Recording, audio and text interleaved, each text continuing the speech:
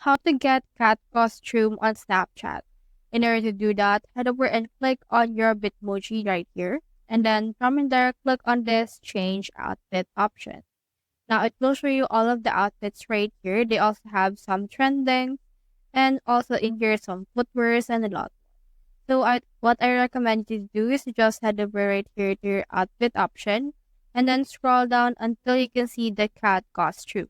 So it may take some while of scrolling down to actually see it, but you should be able to see it right around here as well because you should be able to see it first the daily section for Nike, Vans, and such for this pregnant people. And here we have the actual costume. So for this one, let's just scroll down until you can see the cat right here.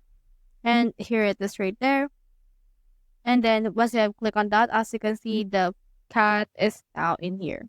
So that's how you get cat costume in Snapchat. Hope we helped.